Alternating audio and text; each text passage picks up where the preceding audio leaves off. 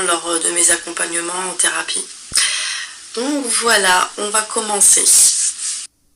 Bon, vous allez voir que je vais un peu en parler, mais de manière un peu spirituelle, parce que j'aime bien mettre aussi beaucoup de spiritualité dans les sujets que j'aborde, parce que voilà, j'adore ce sujet.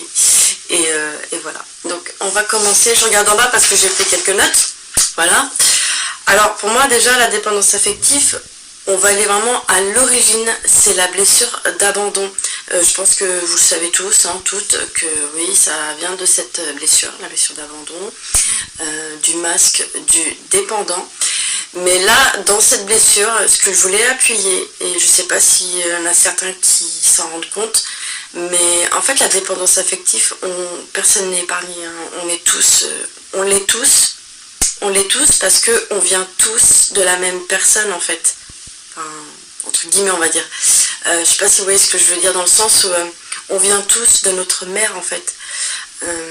On a tous été dans le ventre de notre mère. Et en fait cette blessure d'abandon, elle vient déjà à l'origine de ça, du déchirement qui se passe à l'accouchement. Un accouchement, ça fait très mal, que ce soit pour la mère que pour l'enfant, pour le bébé, sauf que le bébé, il ne le met pas en conscience.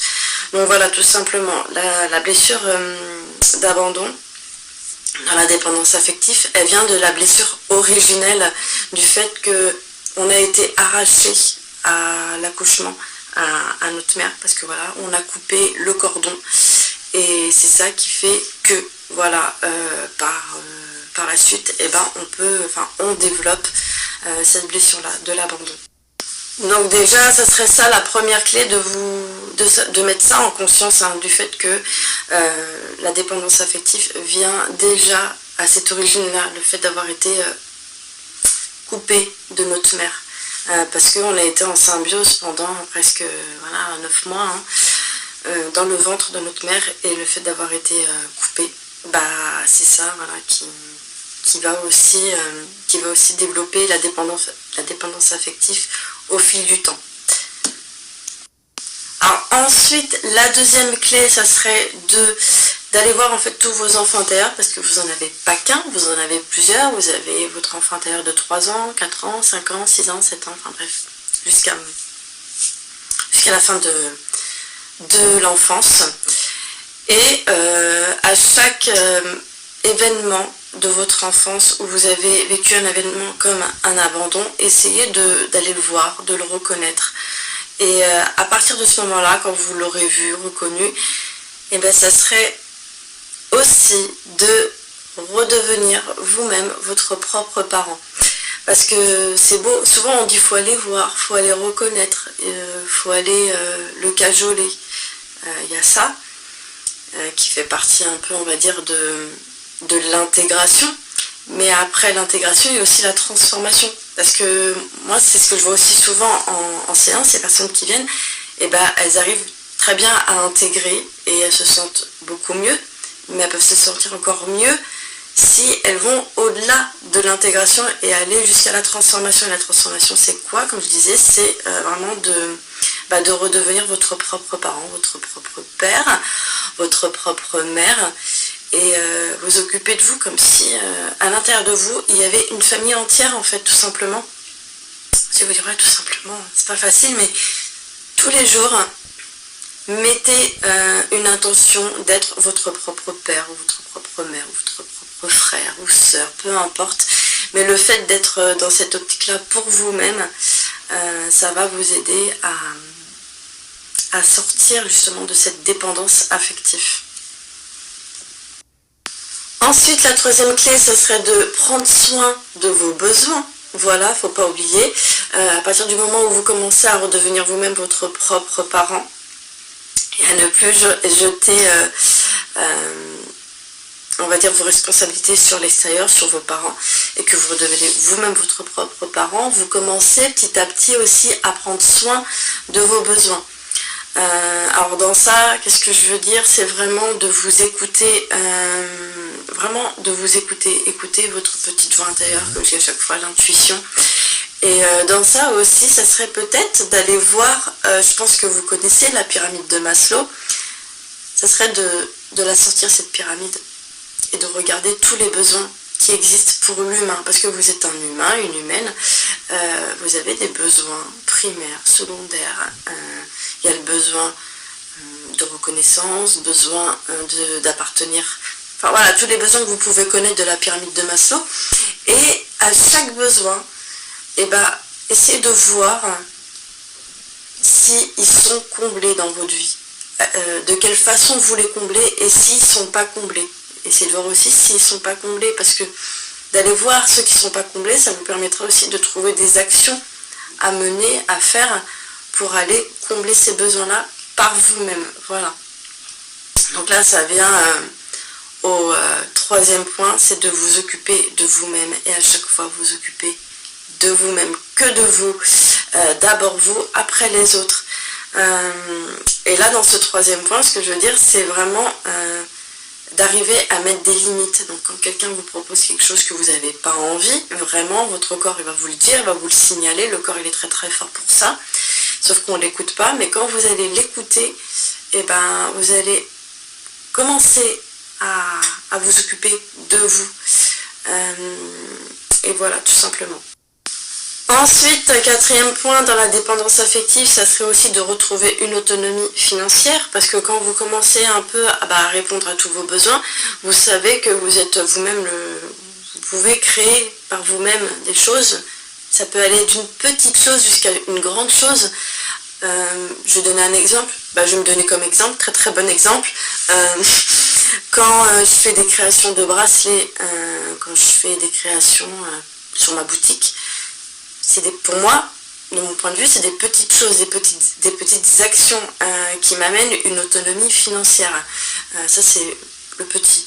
Ensuite, les grandes actions, c'est ce qui est à côté. J'ai mon travail, j'ai mon activité, le fait de vous accompagner en thérapie. Mais ça, c'est des grandes actions. Donc voilà, je me prends comme exemple, mais ça peut être plein d'autres choses. Il y a d'autres personnes comme moi qui ont une boutique Etsy, qui fabriquent, et c'est des petites actions qui amènent après par la suite faire de grandes actions. Chaque petite action va vous donner des idées pour agrandir en fait votre champ de créativité. C'est comme ça que je le vois. Donc voilà, n'hésitez pas à... Je regarde en bas parce que j'ai pris des notes. N'hésitez pas vraiment à prendre soin. Justement, vous allez voir que dans vos besoins, quand vous allez vous occuper de vous, de vos besoins, par moment, quand vous serez réellement là, concentré sur ce que vous faites, sur vos besoins, ça va vous ouvrir dans la tête, dans la conscience, plein d'idées en fait. Et le fait que les idées arrivent, ça va vous aider justement à développer votre créativité et à mettre ça, à l'exposer et à en faire peut-être même un métier. Donc c'est grâce à ça, grâce à votre pouvoir intérieur et aussi votre imagination, que vous allez aller vers une autonomie financière. Je pense qu'il y en a qui ne se rendent pas compte en fait de ce qu'ils peuvent faire, et ça je le vois moi de plus en plus à travers moi déjà, mon expérience, et aussi les personnes que j'accompagne. Donc vraiment faites-vous confiance. Cinquième point, alors là c'est un petit exercice que j'aime bien donner lors des accompagnements, mais encore ce que je vais donner c'est pas complet, c'est vraiment la moitié de ce que je donne lors des séances privées. Ça serait de faire un tableau, et sur ce tableau vous allez noter tous vos domaines de vie. Alors tous les domaines de vie, un humain a plein, mais vraiment plein de domaines, et même des sous-domaines. Alors vous allez mettre, je sais pas, ça peut être personnel. Dans le personnel vous pouvez mettre la famille, les amis, les relations amicales, les relations amoureuses. Voilà, là c'est personnel. Vous allez mettre un autre tableau, vous allez mettre domaine professionnel, voilà. Ensuite un autre où ça peut être domaine, je sais pas, le fait d'aider, le domaine associatif. Est-ce que vous avez justement ce truc là en vous de vouloir aider? Faites un tableau avec tous les domaines de vie. Je vais vous mettre un petit exemple par ici de tableau. Et ensuite, vous allez faire le point, en fait, le bilan, et dire, alors, est-ce que dans ce tableau, j'ai tout ça dans ma vie?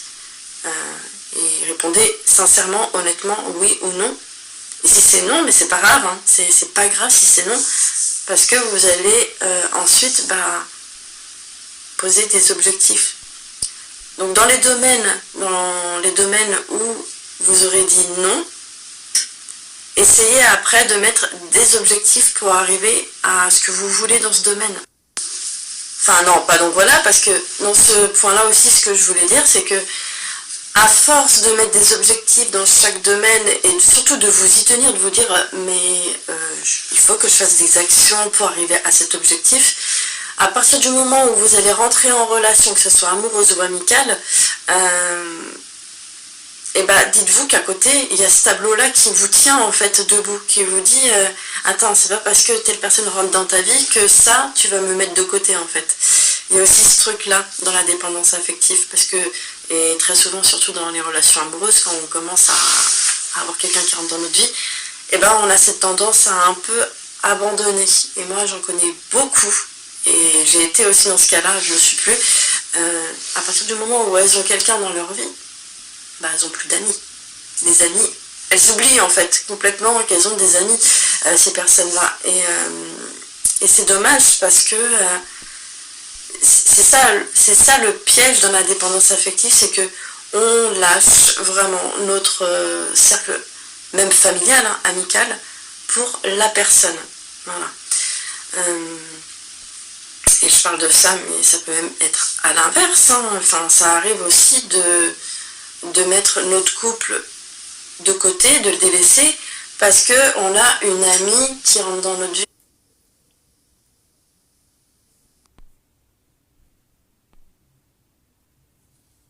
Une amie où on se dit limite, on a l'impression que ça arrive aussi, hein. On se dit mais c'est peut-être une âme sœur amicale, enfin voilà, et on est à fond avec cette personne-là parce que voilà, on se sent bien, elle nous révèle chaque jour. Mais attention, parce qu'il y a des pièges en fait, il n'y a pas réellement d'équilibre si on est trop avec une personne et pas assez avec l'autre. Il faut vraiment, dans la dépendance affective, moi de ce que j'ai pu voir et aussi de mon expérience, c'est qu'on manque d'équilibre. En fait, il faut juste retrouver le juste milieu entre les choses. Et pourtant, je dis, c'est une borderline qui dit ça. Bref, voilà. Donc, j'allais dire, je pense que j'ai tout dit, mais non. Et en fait, non, c'est pas le dernier point, c'est l'avant-dernier point. Alors, ça serait de faire des choses seules. Bon, je pense que je vous apprends rien et que vous savez faire les choses seules, ou peut-être pas. Mais apprenez petit à petit à faire les choses seules. Dans ça, ce que je voulais dire aussi et appuyer, parce que je sais que je le faisais auparavant, mais là je le fais plus. Moi-même, auparavant, je faisais beaucoup de choses seule. Même en étant en couple, hein, j'étais en couple, et ça m'arrivait de faire des choses seule. J'avais pas besoin de l'autre en fait, hein. J'avais pas besoin d'être toujours accompagnée pour faire les choses. Par contre, dans ce truc-là, je faisais les choses seule, mais ça pouvait m'arriver lors de ces moments-là de solitude, d'être seule avec moi-même, de pas être là en fait.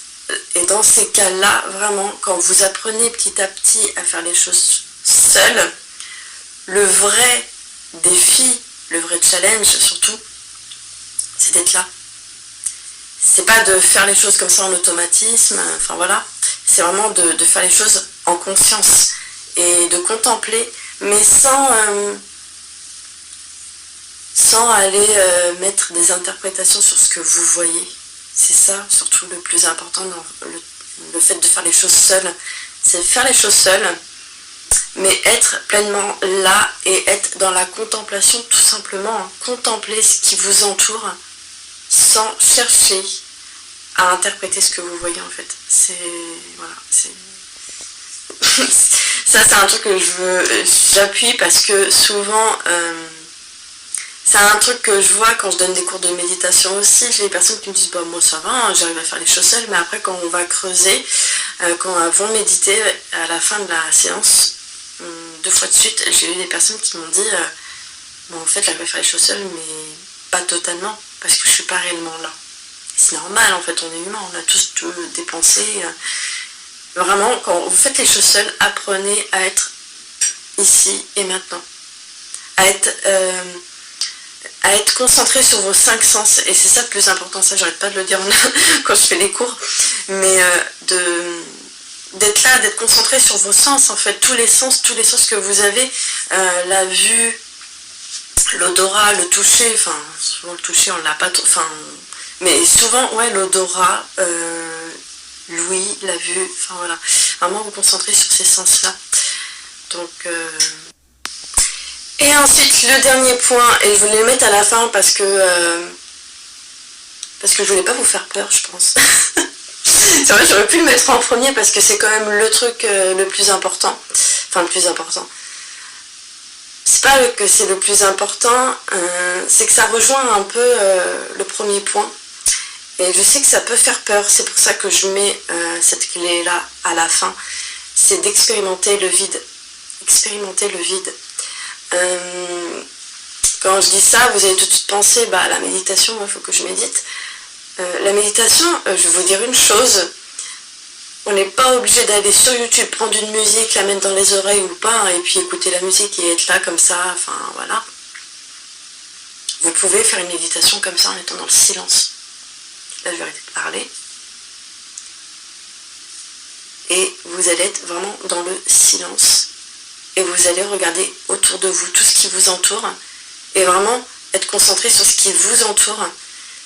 Et en vous concentrant uniquement sur ce qui vous entoure, vous allez petit à petit en le faisant ressentir quelque chose au fond de vous, un creux au niveau du plexus. Vous allez sentir une forme de creux.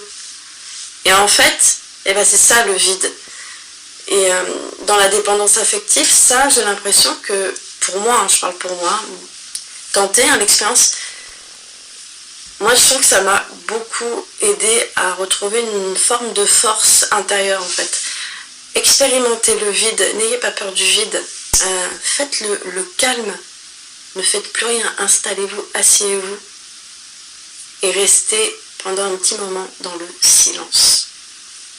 Et d'aller observer ce qui se passe en vous, dans votre corps, tout votre être. Vous allez sentir vraiment un vide. Ça pourra peut-être faire peur au début, mais en fait, dites-vous que les peurs, ça vient tout simplement en fait de votre personnage, de l'ego. Donc, c'est une illusion encore une fois. Et le fait de faire souvent ça, vous allez vous rendre compte que vous avez besoin de rien. Vous avez besoin de rien.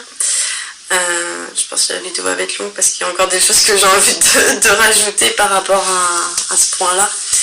Je pense qu'il y aura beaucoup plus de points. Mais ouais, expérimentez le vide parce que vous allez vous rendre compte au final, c'est vraiment de l'expérimenter, que vous avez besoin de rien en fait. Vous avez besoin, quand je dis de rien, c'est que ça soit au niveau relationnel comme au niveau matériel en fait. Vous avez besoin de rien pour vous sentir vivant en fait tout simplement. Et moi ça je le vois de plus en plus. Au début ça me faisait bizarre, mais plus vous allez faire, plus vous allez ressentir une forme de paix en fait. Je m'attendais moi à ressentir une excitation, à être joyeuse, mais au final c'est vraiment, vous allez ressentir un calme en vous, un calme plat, et là vous allez expérimenter le bonheur en fait, en étant seul avec vous-même. Alors je vais terminer, mais je voulais aussi rajouter un truc par rapport à ça, la dépendance affective. J'avais fait un petit dessin il y a un petit moment que j'avais mis sur mon compte Instagram. Et j'avais fait un dessin et j'avais mis en phrase « Plus on a besoin d'une personne, moins on peut l'aimer ». Et ça c'est vrai, moi je me rends compte de plus en plus. Plus on attend que l'autre il vienne là combler nos besoins, plus on va être déçu, plus vous serez déçu, plus vous allez mettre des attentes sur votre chéri, peu importe, plus vous allez attendre qu'il aille combler, qu'il vous rende heureux, heureuse, plus vous allez souffrir au final, parce que moi je me rends compte en fait, plus on cherche à être, à se sentir bien, vivant, heureux, heureuse, à travers quelqu'un, une personne, une relation, quand cette personne elle voudra partir, qu'est-ce qui va se passer en fait? Qu'est-ce qui restera de vous en fait? Vraiment, il faut vous poser cette question, qu'est-ce qui restera de vous? Et c'est pour ça que parlais de toutes les clés en fait avant, de vraiment s'occuper de soi, s'occuper de nous-mêmes. On est arrivé seul, bon, arrivé seul façon de parler, hein, on est arrivé seul dans ce monde, on va repartir seul. Donc clairement, les personnes qui vont venir qui vont rentrer dans votre vie, soit seront là peut-être jusqu'à votre mort, hein, possible, hein, ça peut arriver, ou pas, hein, parce qu'il y a des personnes qui rentrent et puis qui partent. Et vous partirez jamais, en fait, vous serez toujours avec vous-même. Donc clairement, ouais, occupez-vous de vous. Voilà. Et je vais terminer cette